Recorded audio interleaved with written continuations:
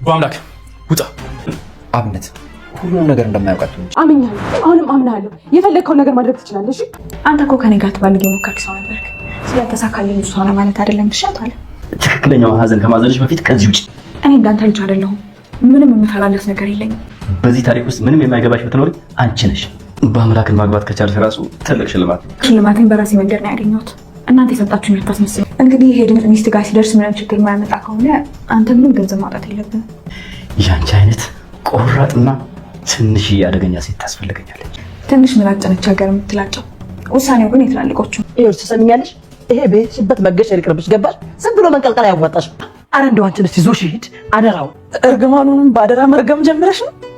እስስቴ ደግሞ እዚህ ምን ታደርጊያለሽ? ያለ እውቀት መሳደብ ግን አይሰለችሽም? የታባሽ ነበርሽ እያልኩሽ ነው አንቺ ውዳቂ።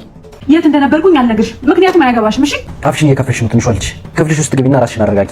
አለም ጭባቄላማ ከደረቻ አትቆረጠም። እኛ ብቻችን እንድናወራት ነው። አንቺን አምኖ ሰው ትሞጣ ቀላል ነገር አይደለም። ያ እንደዛው ጥርጥር ሲል የነበረው በአምላክ አሁን ከእጃችን ስር ወድቋል። ታለምን እኛው እግር ስር ነው። አሁን እዚህ ክፍል ውስጥ መራው ጀምረሻል።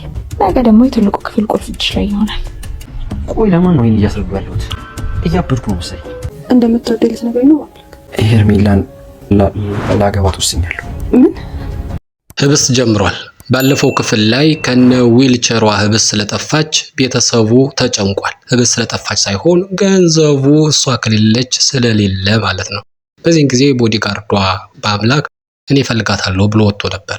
ሊፈልግ ወጥቶም እንግዲህ ከጓደኛው ከአብነት ቤት ስላገኛት እንደውም እንደደረሰ ጮህባት። ለምንድነው ለማንም ሳትናገር የዚህ የመጣሽ ብሎ ሲጮህባት እኔ የሚሄድበትን የማንም የማሳወቅ ግዴታ የለብኝም ብላ መልሳ ጮኸች።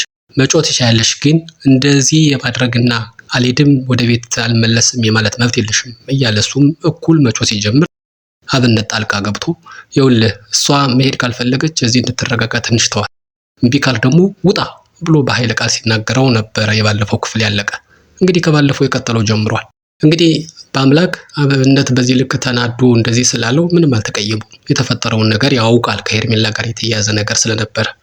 እናም ተው አብነት በዚህ ጉዳይ ጣልቃ አትግባ፣ የሚሆነውን ነገር እየሆነ ያለውን ነገር ታውቃለህ። አሁን እሷ እንደዚህ ብትሆን ችግሩ መልሶ ወደ እሷ ነው የሚመጣውና ተው እያለው ነው። አብነት ወዲያው ነው የተመለሰው። ይኸውልሽ ህብስት ተረጋጊና በአምላክ የሚልሽን አድርጊ ሲላት እንግዲህ ለእሷ ተብሎ የሚደረግ ነገር የሚለው ነገር አሁን ማናደር ጀምሯል። ከአሁን በፊት ለእሷ ብለው የሚያደርጉት ነገር በሙሉ ያስደስታት ነበር። አሁን ግን እንግዲህ ጓደኛውን ሄርሜላ ጋር ፍቅር ስለጀመረ በአምላክ በዚያ ተቀይማ ነው ይህን ሁሉ እያለች ያለችውና እናም ህብስት ምርር ብላ ይኸውልህ አምኜ ነበር። በእርግጥ አንተ የተቀጠርከው እኔን እንድታሳምንና እንዳምንህና እንደፈለጋችሁ እንድታደርጉኝ ነበር። አዎ አምኜሃለሁ፣ ወደፊትም አምንሃለሁ።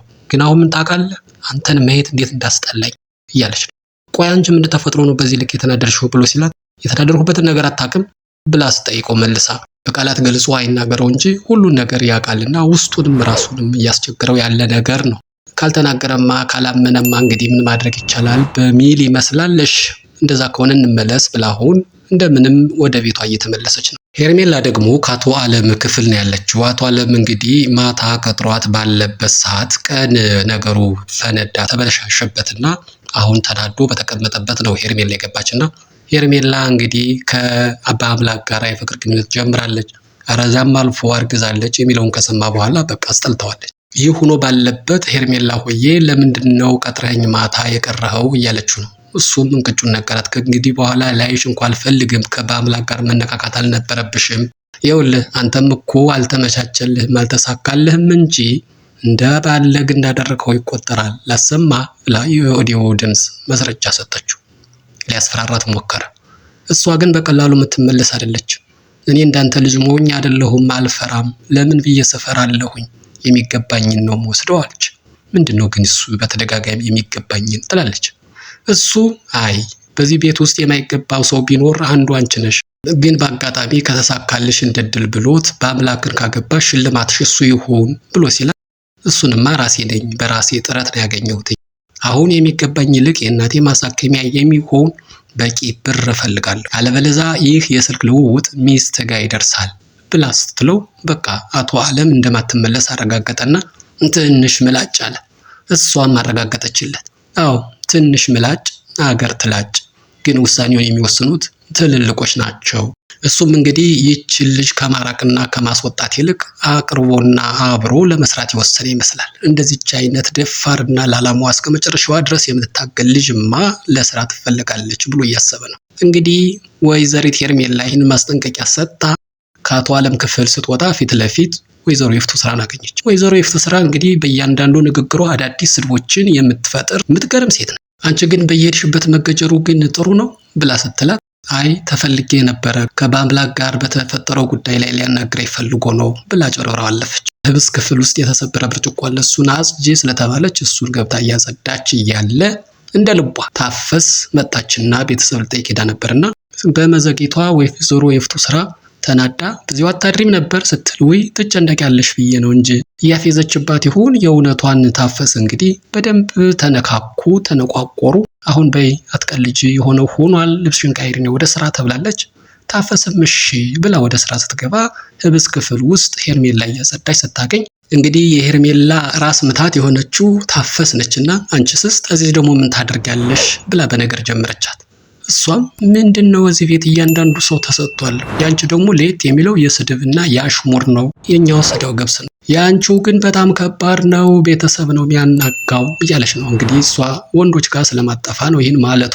እንግዲህ ሄርሜላም ቆይ ትንሽ ታገሱኝ እንጂ ይህን ቤት በአንድ እግሩ ነው ማቆሙ አለቃ ሲሆን ብላ እየዛተች ነው። እንግዲህ እነ ህብስትም ቤት ደርሰዋልና ቤት እንደደረሱ ወይዘሮ ይፍቱ አራስ ነብር ሆና ጠበቃች። አንቺ የት ሄደሽ ነው እኛ ሳትነግሪ እያለች ወችባት። ህብስት ግን የምትናገር ሆና አልተገኘችም።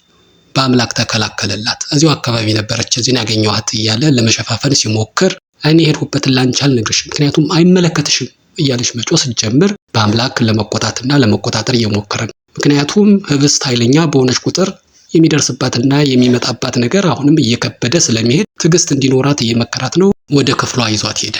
ክፍሏ ስትሄድ ሄርሜላ አልጋ ላይ ቁጭ ብላ አገኘቻት። በዚህን ጊዜ እንደገና ደግሞ ንዴቷ ቡግ አለባት። አንቺ አታፍሪም? ቅንድብ የለሽም? በይ አሁን ድጋሚ እኔ ክፍል እንዳትገቢ ብላ ከክፍሏ አባረረቻት። ሄርሜላ እንግዲህ ከዚህ ክፍል ከወጣች ምክንያቱም እስካሁን እያደረች የነበረችው ከጓደኛዋ ከህብስት ጋር ነበርና ህብስት ካባረረቻት ሌላ ክፍል መፈለግ አለበትና ሌላ ክፍል ተፈልጎ የራሷ ክፍል ተሰጣት። በዚህን ጊዜ ሄርሜላ ድሪም እያደረገች ነው። ከትንሽ ጊዜ በኋላ አሁን ያለውበት ትንሽ ቁልፍ ነገ ወዲያ ደግሞ ትልቁን ቁልፍ እወስዳለሁኝ። ከዛ በኋላ እኔ ሁሉንም ኦርደር ማደርገው ሁሉም ከእግሬ በታች ሆነዋል። ያ ሲወጣጠር የነበረው በአምላክም አሁን በቁጥጥሬ ስር ነው። አቶ ዓለምም ቢሆን እንደዛው ህብስትም አይቀርላትም እያለች ራሷን እያጀገነች ነው ያለችው። በአምላክ ደግሞ ግራ ገብቶት መጠጥ ውስጥ ተደብቋል። በመጠጥ ውስጥ ሆኖም ግን ለአብነት ይደውላል። አብነት ግን ስልኩን ሊያነሳለት አልቻለም። ወይኔ በአምላክ ምን እየሆኑ ነው? በቃ እያበድሁ ነው ሁሉ እያለ ግራ ገብቶታል። እንግዲህ በመጨረሻም እንግዲህ ሲፈራ ሲቸር ወደ ቤት መጥቷል። ወደ ቤት መጣና የምነግርሽ ነገር አለ ብሎ በግድ ህብስት ክፍሏን እንድትከፍትለት ካደረገ በኋላ ይቅርታ ጠየቃት። እሷም እንግዲህ ሰፍ ብላ እወድሻለሁ የኔ ፍቅር ይለኛል ብላ ስትጠብቅ ህብስት ብሎ በፍቅር ጠርቶ ሄርሜላን ላገባት ነው ብሎ ሲላት የሚል ድምፅ ከአፏ ወጣ። እንግዲህ የዛሬው እስከዚህ ድረስ ነው። ምን ይፈጠር ይሆን የሚለውን ደግሞ በሚቀጥለው ይዘን እንመጣለን። እስከዛው ድረስ መልካሙ ነገር ሁሉ ከእናንተ ጋር ይሁን። ሰላም።